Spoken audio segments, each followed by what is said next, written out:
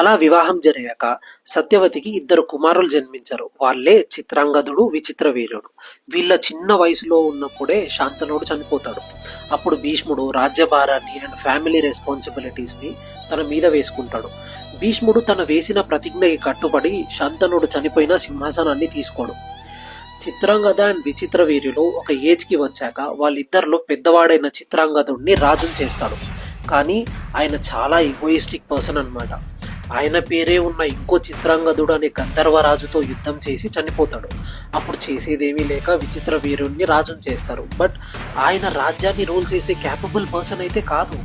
కానీ భీష్ముడే రాజ్య కార్యాలన్నీ చూసుకునేవాడు. ఇలా జరుగుతున్న సమయంలో కాశీరాజు తన ముగ్గురు కుమార్తెలకి పెళ్లి చేయాలని స్వయంవరం ప్రకటిస్తాడు. వాళ్ళ ముగ్గురు అంబ, అంబిక అండ్ అంబాలిక. అప్పుడు భీష్ముడు స్వయంవరంకి వచ్చి క్షత్రియ ధర్మం ప్రకారం హస్తినాపుర యువరాజైన నా తమ్ముడు విచిత్ర వీరుడికి ఇచ్చి పెళ్లి చేయాలనుకుంటున్నా అని చెప్పి అక్కడ స్వయంవరంకి వచ్చిన రాజులతో యుద్ధం చేసి వాళ్ళని తీసుకుని వస్తాడనమాట.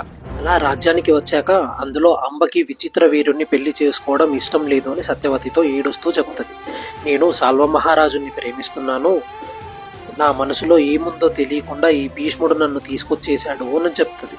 అప్పుడు భీష్ముడు, అమ్మా నీ మనసులో మరొకరు ఉన్నారని నాకు తెలియదు, తెలిస్తే ఇలా చేసేవాణ్ణి కాదు అని చెప్పి మీరు కోరుకున్న వాడినే వివాహం చేసుకోండి అని అంబని పంపించేస్తాడు.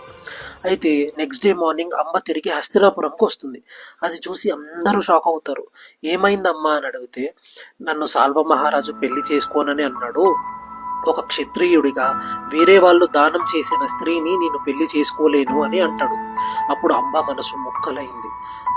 జరిగిందంతా ఆ సభలో చెప్తుంది. అప్పుడు భీష్ముడు, అప్పుడే మీరు ఒప్పుకొని పెళ్లి చేసుకొని ఉంటే ఈ పాటికి హస్తినాపురానికి మహారాణిగా ఉండేవాళ్ళు, కానీ సమయం మించిపోయింది అని అంటాడు. అప్పుడు అంబ, గతి లేక ఎవరిని పడితే వాళ్ళని పెళ్లి చేసుకోవడానికి నేనేం ఆటబొమ్మని కాదు, స్వయంవరంలో రాజులందరినీ ఓడించి నేను ప్రేమించిన వాణ్ణి నన్ను దక్కకుండా చేసి నువ్వే నన్ను పెళ్లి చేసుకోవాలి అని అంటది.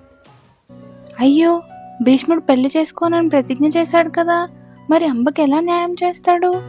నెక్స్ట్ ఏమైంది?